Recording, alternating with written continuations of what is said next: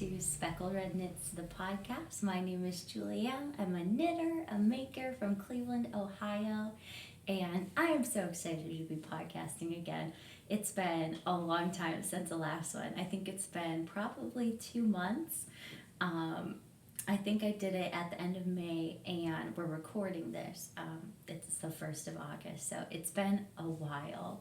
I ended up changing jobs, and with all of that going on and a heavier workload, it's been really hard to find time to knit and a podcast. So I have so many finished objects to show you, and I'm so excited to be back here talking to you today.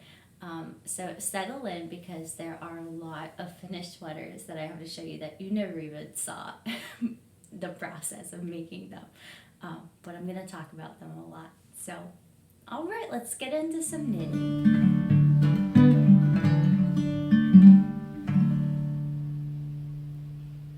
So, on the last podcast, I probably talked a lot about how I was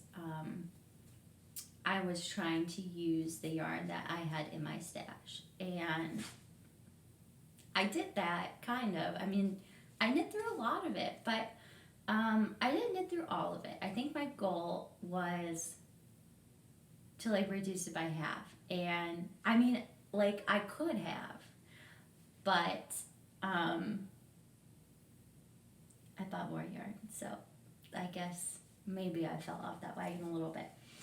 And I just brought that up because I'm knitting a sweater. My first whip is a sweater I'm working on with new yarn that I bought that you haven't seen before. So before anyone says, well, that wasn't in your stash. I know it wasn't in my stash. I failed. I don't know. Everyone's imperfect. So my first whip, and I don't have many whips. I have a ton of finished projects. But my first whip is this sweater.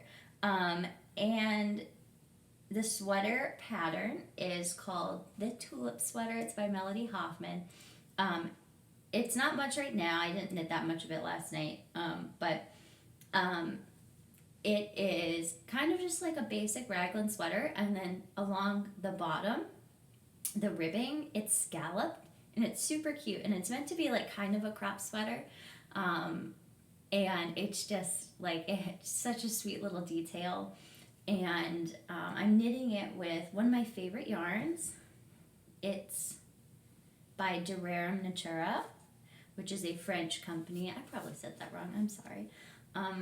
But the yarn is called Gilead, and it is a worsted weight yarn, and it's made of non-superwash French merino, and it's just lovely. It's really springy. It's kind of, it's definitely a woolen, it might not be woolen spun, it might be worsted spun, but it's very light, kind of like a woolen spun yarn would be. And I love this yarn because, number one, they have it in a ton of colors.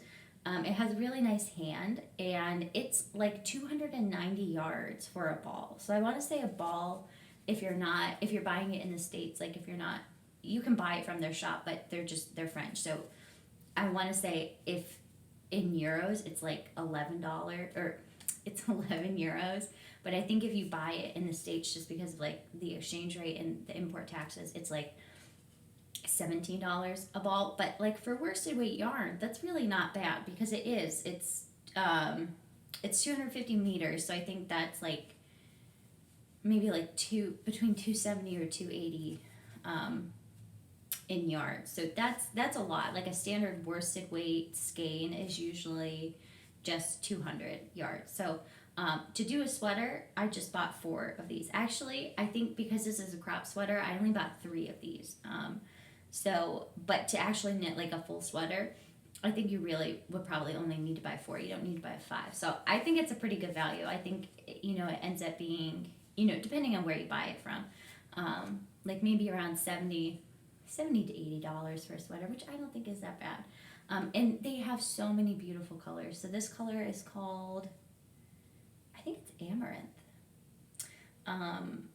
Yeah, unfortunately, well, the tag is in French, so I can't really tell you that much about it. I'm pretty sure it's it's not a woolen spun yarn, but it feels like a woolen spun yarn. So yeah, I'm not very far on it. I just finished another project, so this is like what I'm working on now.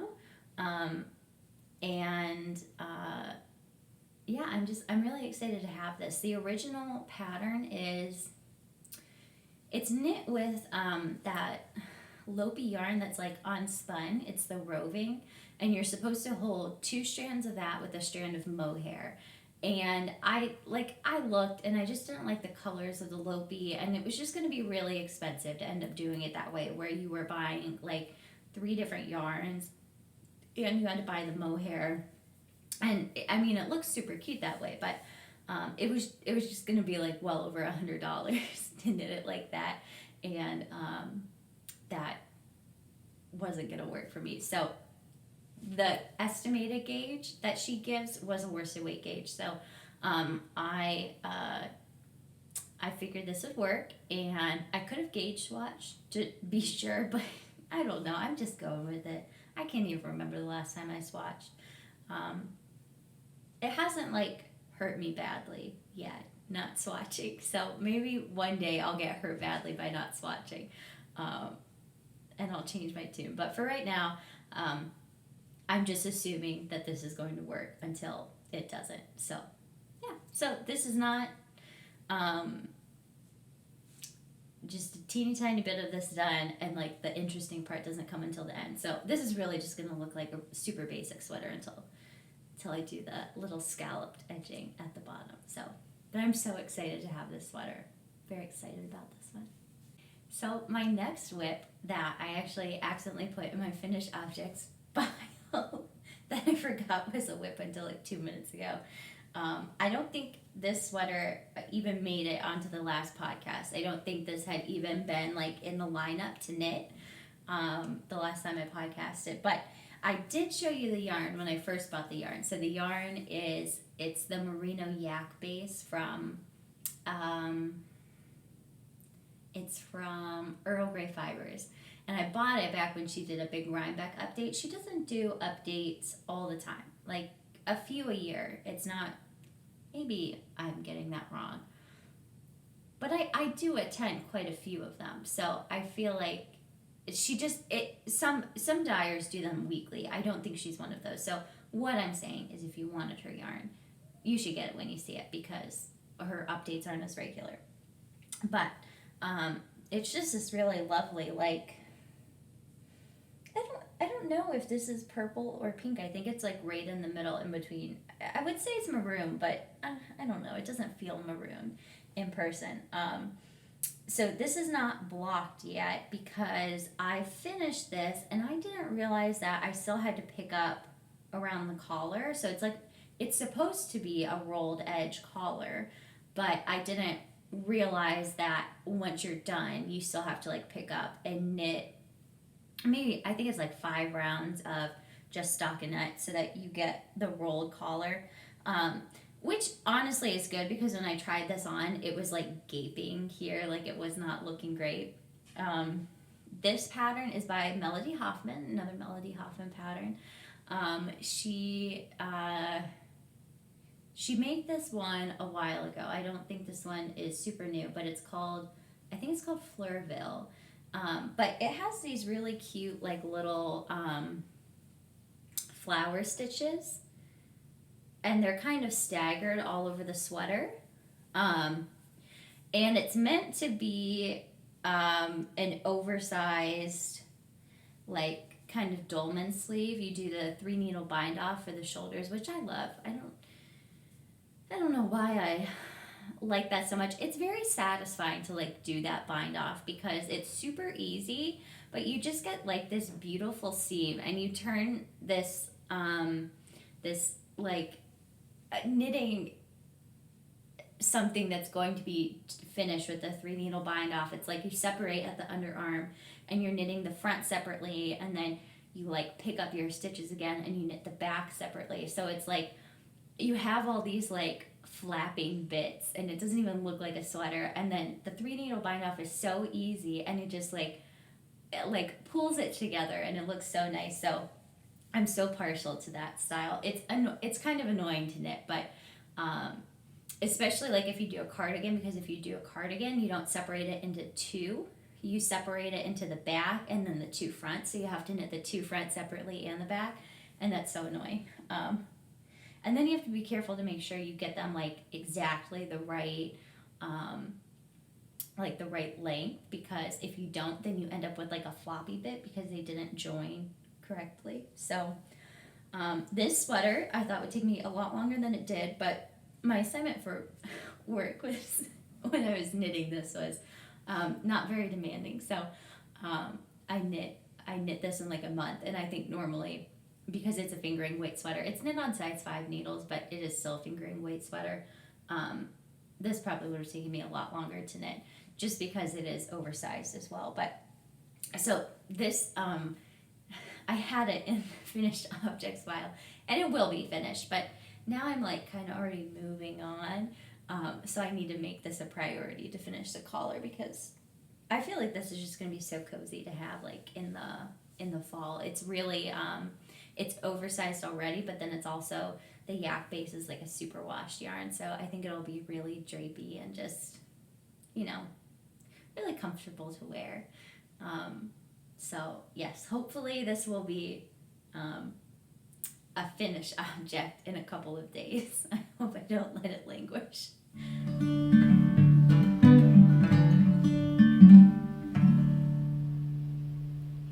So on to whips. I lied. On to finished objects. I didn't have that many whips this week because I finished a ton.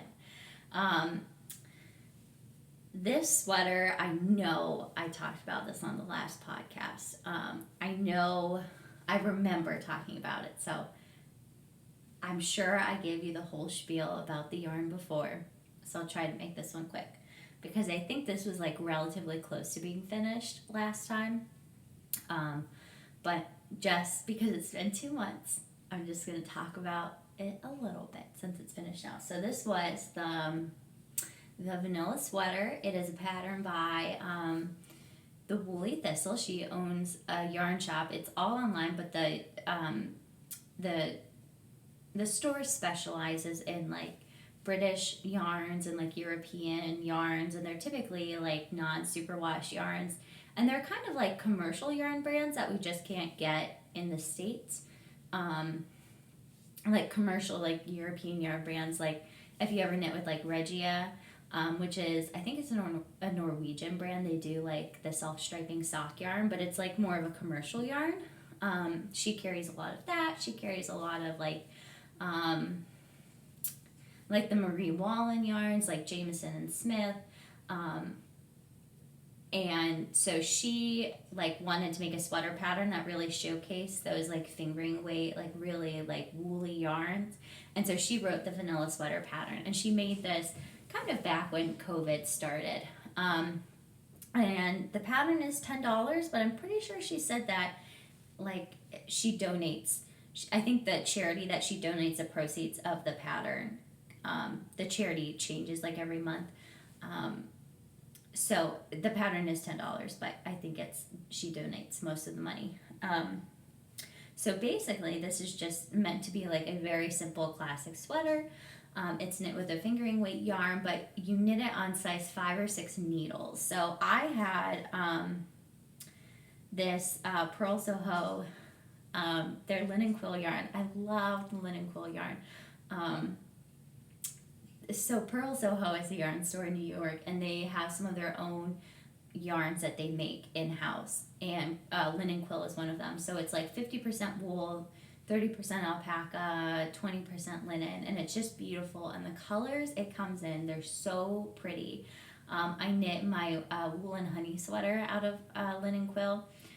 It just has like a nice drape to it because of the linen and the alpaca, but the wool still gives it structure. I actually bought a lot of linen quill recently because there's another podcast, Caddy Jack's Knits. They're hosting a knit along for a Pearl Soho pattern. It's like a wrap. It's really pretty. It's very simple, but it uses linen quill. And so people have been going crazy for this knit along, and they've just been buying up linen quill. And I've like been a fan of this yarn for a long time, and so I've kind of been used to being able to get it when I want it. But because of this other knit along, it's been really hard to get it. And once it comes in stock, in like certain colors, it's like gone by the end of the week. So I bought a bunch of it really without like any plans. I actually might knit a half and half wrap for the knit along out of it, but where was I going with that? I love this yarn. It's just, it's real, like the hand is so nice. It kind of gets that, you know, like that, I don't want to call it a patina that linen gets, but you know that kind of like glossy look linen gets as it gets worn in. This kind of gets that. I don't know if it'll happen at this gauge, but I actually use the same color in the Novelli tee by Caitlin Hunter. And I had like a bunch left over, and so I knit this, and I still have more of this color left over. But it's just, I think the color is called Peach Stone, and it's kind of just like a heather purpley brown. And yeah, this is just I knit it because I was trying to get rid of stash yarn, and I was just kind of knitting it to have something to knit. And when I finished it and I tried it on, I'm like, oh my gosh, this is like a great pattern. Like it looks super cute. I think this sweater would look so cute with just like a button down shirt under it. I think it's just like a really classic pattern. It's very easy. The only like unique thing that I encountered with it is that the way you knit the short rows on the back, you actually knit the short rows flat. So they're not technically short rows. So I think the way it's written is you're knitting it flat, and you're just not knitting this portion of the stitches yet, and you knit increases. And so it ends up looking like short rows, and then once you get done with like those short rows, then you join it together in the front. You cast on like so many more stitches. And I actually really like that because I hate knitting short rows. I always, when I knit short rows, I can never remember like which side I'm on, like which direction I'm going when they're in the round, because like technically when you knit a short row and then you flip it to go the other way, that's you're starting a new short row. But I don't think of it like that. I think of it as that's still that row. So I always get like, I get confused knitting the short row. So I really liked it this way. And I'm definitely going to knit another one of these. I think she knit hers in Rauma, which is, it's kind of along the lines of Jamieson and Smith. I think it's a little bit softer, but it's like a really woolly wool. It's Swedish yarn. It's comes in a bunch of colors. It's, when I say it's like Jamieson and Smith, what I mean is it's like those fingering weight yarns that are meant to be used for color work, for stranded color work. It's like a very traditional yarn. So they do tend to bloom a lot when you finish, like when you block them at the end, because they're spun with spinning oil, so that oil comes off, and you get a really like, even though it's a fingering weight yarn knit on size 6 needles, it really like fluffs up to fill in those gaps. And I think this did that a little bit. Like, I'm not mad with this product at all, but I do think the pattern was more intended to be knit with that type of yarn. I don't think this would work super well for a superwash fingering weight yarn. And that's important to know when you look at a pattern, like what the yarn it was knit with was. And, you know, you can't just substitute any fingering weight yarn and get the result you want. So this sweater was just, it was nice. It was super easy to have on the needles, and I think I'll definitely be knitting another one. So my next finished sweater, notice I said next, not last, because I do have another finished sweater after this. I told you there would be a lot of finished objects. I don't think that I actually showed this sweater at all. I don't think this was even like a glimmer in my eye the last time we podcasted. This is called either, I must have set something on this when I blocked it. Do you see that little outline? I have no idea what that would be. I'm pretty sure this is called the Anchor Sweater. It's either called the Anchor Sweater or the Sunday Sweater, but it's by Petite Knit. And I knit this with yarn that I've had for a while. Kind of hurts to say a while because I bought this at the beginning of COVID, and I hate thinking that we've been in a pandemic for a while. But I bought this from a Knitcraft and Knittery who is no longer dyeing yarn. She's kind of taken a break.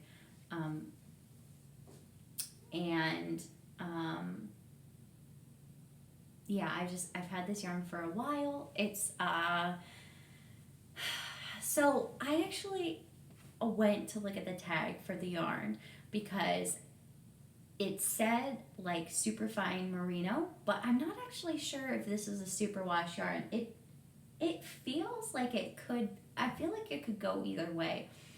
It's not like it's not like super smooth. It kind of feels a little bit woolier than like it feels like it's definitely merino, but I can't tell if it's superwash. And I could reach out to them on Instagram, but like I can't just look at the website because it's not up anymore, and I can't find any of the tags. And I feel like it might just be like super fine merino. I think it might not be super washed. And I think that because there was like a thread, like just like a tail that I cut that was on the inside of the sweater that, like as I knit the sleeves, it kind of got like jostled around back there, and it like kind of felted. And I don't think that would have happened if it had been superwash. Like the amount of like fluffed up like felting it got makes me think that this is not superwash, which is besides the point because you can't even buy this yarn anymore. But anyway, I've had this yarn for a while in my stash, and it's just this really beautiful like tonal purpley gray. And yeah, I love this color. I think it was called like Queen of the Damned or something very dramatic, which I appreciate. The yoke is just like, it's just ribbing every couple of rows you do. It's not broken rib, it's just like, you just like do a knit row and then it kind of like offsets it. And it was just like a nice pattern to knit. I think I had it in my queue to knit with this yarn for a while, and I don't know why I didn't do it. I thought you had to do the increases in the ribbing, which I don't know. I mean, I'm sure that wouldn't be hard, but like I built it up in my mind. But that actually wasn't the case. I don't want to like give away the pattern, but on the rest rows, that's when you do the increases, and you kind of just do like, how when you do a circular yoke sweater where it's not a raglan sweater, you do the increases like knit 3, increase 1, knit 3, increase 1. That's kind of how it worked. So yeah, I don't know. I don't have that much to say about this sweater. It's a DK weight, which is great. It knit up pretty fast. I wish they were still dyeing yarn, Knitcraft and Knittery, because like they are so meticulous with the way that they dye the yarn, because I didn't alternate skeins at all with this, and I normally would with something hand dyed, and there's absolutely no pooling. I mean, you get like those little blips of like the lighter, which is nice. It adds like some interest, but there was no pooling in it. They're really a lovely dyer, but yeah, it was nice to get this yarn out of my stash, get moving and into a sweater before I bought new yarn. But anyway, okay, on to the next one. I have one last finished sweater, and I feel like this is a moment because I started this when I started the podcast. I started this when things were real pandemic-y. Not they're not, like, they are still bad, but this was like fresh pandemic, like 2 weeks into March. And like, do you remember when you went to the grocery store and like you couldn't find stuff, and like there was genuine concern about, like shipping being interrupted, and just like a transit being interrupted, and basically like we were all worried like you wouldn't be able to get like the things that you needed because logistics were going to be messed up because of COVID. So I took the opportunity I bought a lot of yarn. Let's not hype that up. I bought a lot of yarn. It is what it is. And so when I bought a bunch of yarn, I'm like, you know what? I'm going to have a lot of downtime during this pandemic, which is funny because I ended up working as a first responder during the pandemic. So that did not come true at all. But the thought was, oh, I'm going to have all this downtime and I should knit something that has been on my bucket list that would take a lot of time that I wouldn't normally have the time to knit, because that's what we got during the pandemic was time, right? So long story short, I was working as an EMT, so I didn't get that time, but I still bought the yarn. And the yarn that I bought was to knit the Birkin sweater by Caitlin Hunter. And I know I showed this sweater on my very first podcast, and I think I had the yoke done. And this pattern is like, I'm going to show it to you, but I feel like I have to preface this because this has been such a long time coming, this sweater. It's like 3-stranded color work. It's knit on like size 3 and 4 needles.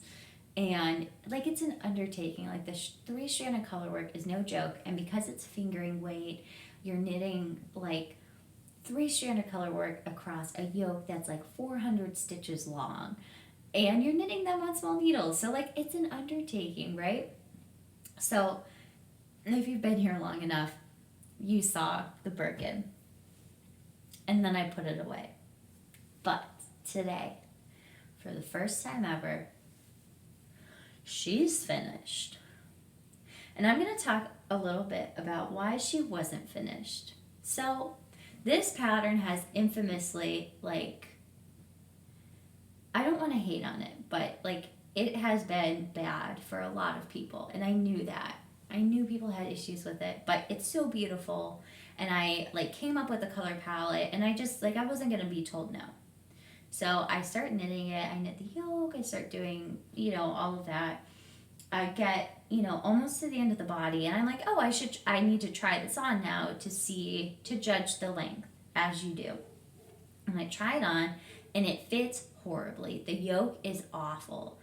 Like the yoke is like scrunched up, and I knew it would be because, there's so much color work up here. Like I knew that was going to be bad, but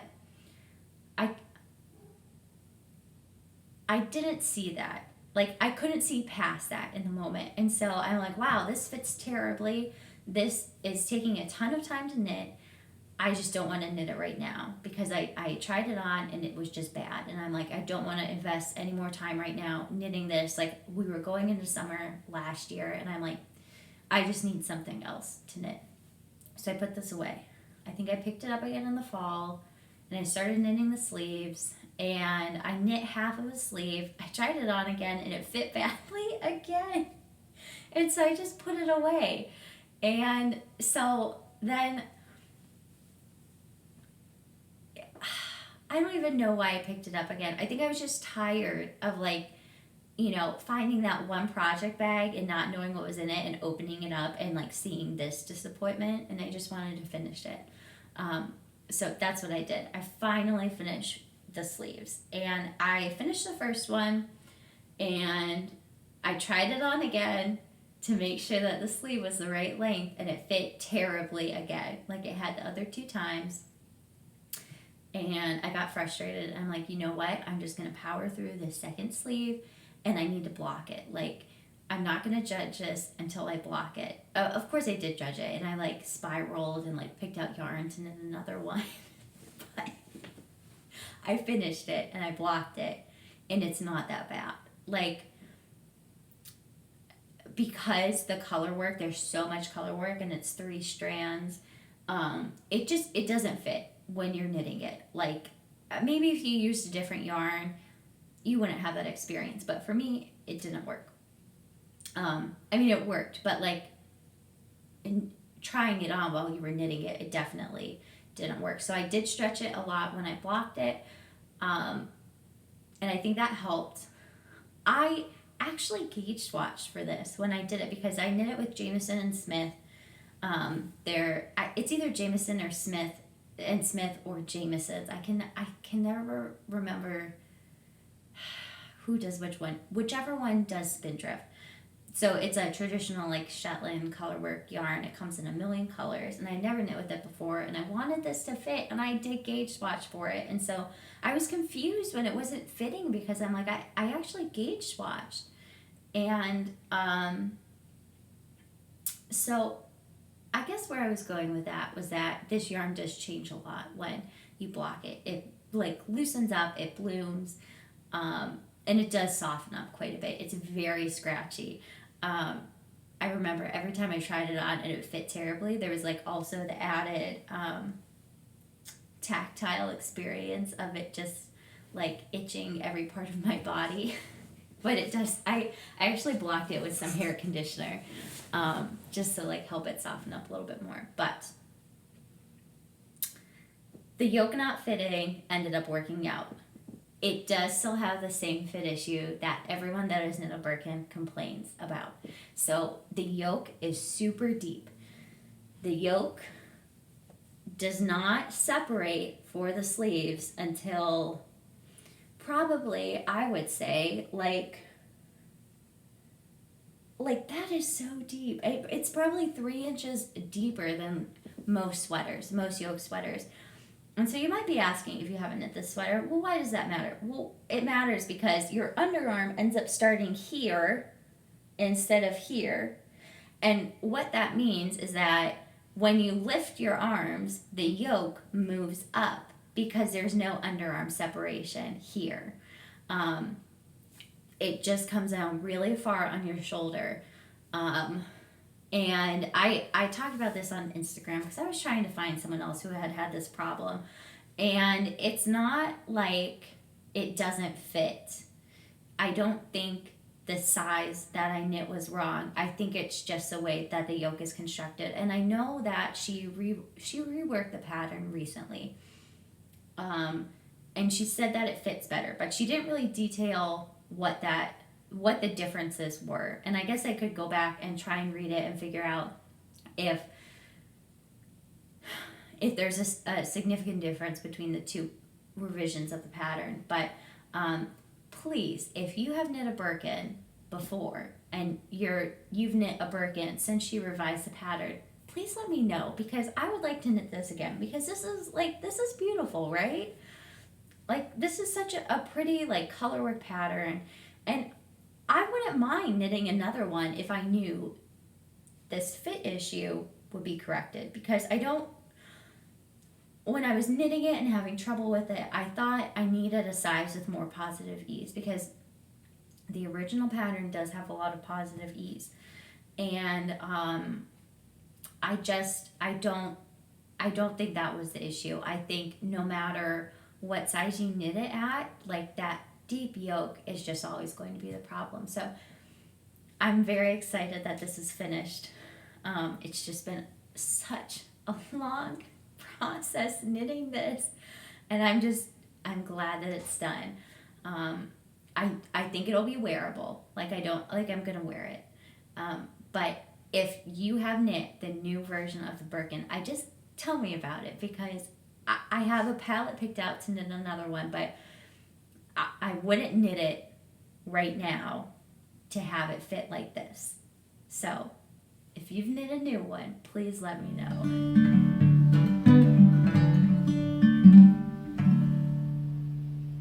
On the last podcast, I talked about how I wanted to knit through a lot of my stash, and I did that. And instead of continuing, once I maybe reached like the halfway point, I said, I have empty shelves, I can buy more yarn. Which was not the goal, but it's what happened.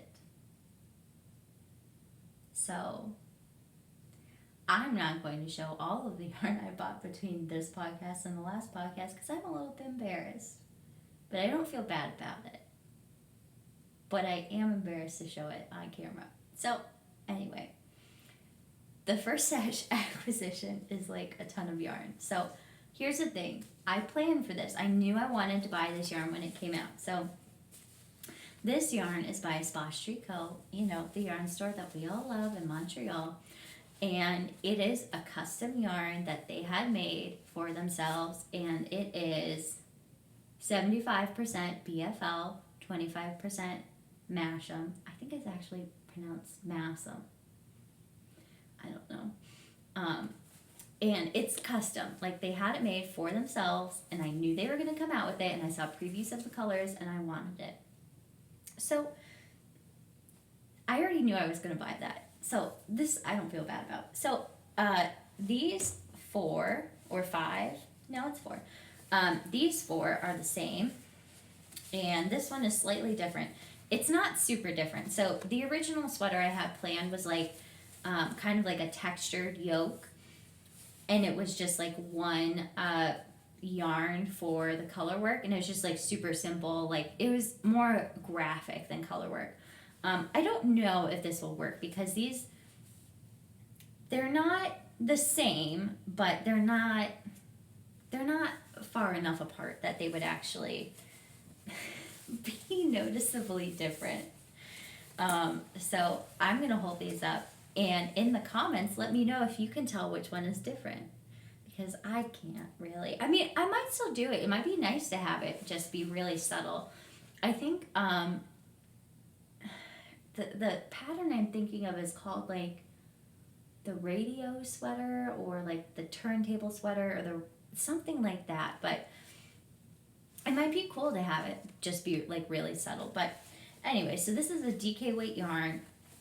It's not super wash, but it's really soft, like for being a woolly yarn. It's not soft like a super wash merino, but it is like, this doesn't feel bad. Like Jameson and Smith feels bad. It doesn't feel bad, but like it's a traditional yarn. This is not that. This is tolerable. So the main color that I got, the 4, is called Sweet Tea. And the one that is slightly different, but not super different, is called Simple Pleasures. How sweet. So I got that sweater. And then I also I have 2 more skeins of this color. I think it's like a bluey gray. Sometimes it looks more gray and sometimes it looks more blue, but I think it's just a really bluey gray. It's called Under the Duvet, and this is a contrast color I got. I can't remember what this is called. I got everything skeined up because I was ready to knit a sweater with it. But this is just like another, like a much paler blue gray. The base has gray, like gray fleece in it, so you kind of get those gray undertones from that, not because the color is gray. The dyed color is the blue, and then the gray that you see in there is from the undyed fleece. So I have a couple of sweaters in mind for this one. I'm either going to do the sweater I was talking about for the other one. I might do that, or I might do there's a DK weight pattern that it's color work, but it kind of looks like shishiko embroidery, the Japanese embroidery style. So I'm actually kind of leaning towards that with this one, but I dropped that yarn. But anyway, so I bought 2 sweaters quantities of that yarn, and this is probably back in June, but yeah, it's already caked up, so I can knit another sweater. The last little bit of stash acquisition I'm going to show you is a yarn I've wanted to try for a really long time. It's Barrett Wool. Barrett Wool Company, I believe, but this is their Wisconsin Wool and Spun. And if you know who Susan B. Anderson is, she does a lot of teaching. But a few years ago, she opened up, I think maybe she had a small shop where she made kits for her patterns, but she started her own yarn line. So she has 2 types of spin. She has like a worsted spun yarn, but like the one that people really, I think, gravitate towards is a woolen spun. So I know I like mentioned this earlier when I was talking about the Gilead yarn. That was also a stash acquisition, but I worked it into a work in progress. so it wouldn't be as obvious that I bought more yarn. Um, but the difference between a woolen spun and a worsted spun yarn is that a woolen spun yarn, the fibers before they're spun are not combed to all go the same direction. So the fibers are all kind of like they're very small. So it's not like something that you would like visibly be able to see that like all these fibers are going a different direction. Like it doesn't, it sounds like it would look bad, but it doesn't, because these are very fine fibers. And what that does is it creates a yarn that has a lot of air trapped in it, because the fibers are just like so random and there's a lot of air stuck in between when it gets spun. And that just creates like a really light, bouncy yarn.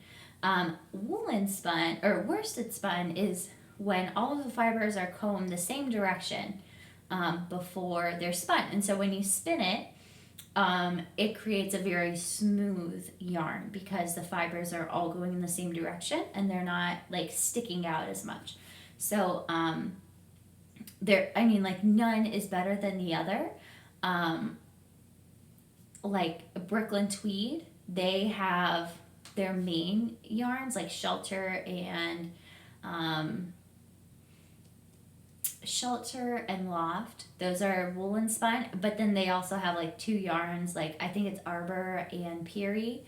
Those are woolen spun or worsted spun yarn. So the woolen and the worsted. And they just it's really interesting that something that little can affect the finished product so much.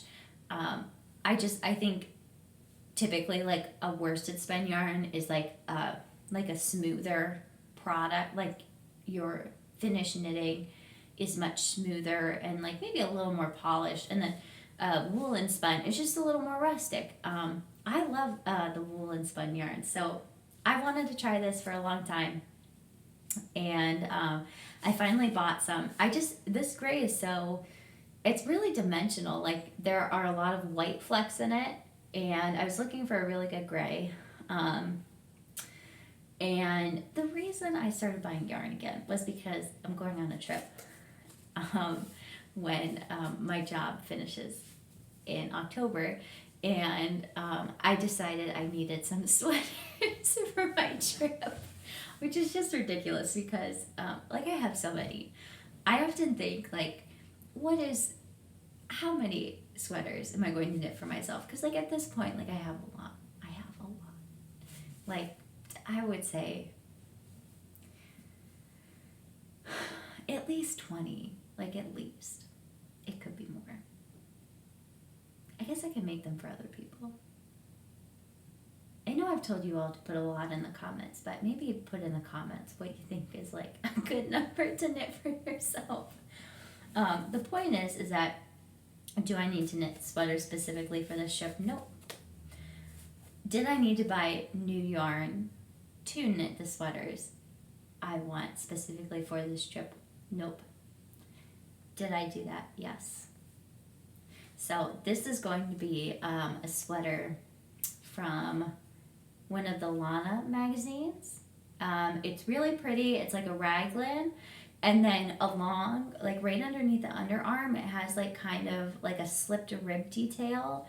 And then it branches off into, it's like a pretty deep split hem. And that detail continues on the edges of the split hem. I think it's called Moki, Mokki. And I just like, especially in this gray, I think it'll just be a really versatile piece to bring with me on this trip. So that is why I bought this yarn, and that is why I bought the red yarn that I showed you for the tulip sweater. I bought it specifically to knit a sweater for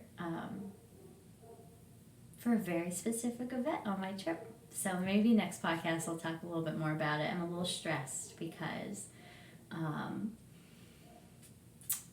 because the trip is going to happen in October, I'm worried that with the variants that travel is going to be affected again. Right now it's not really that bad, so it's an international trip, so I have to like juggle like the different countries, their vaccine requirements.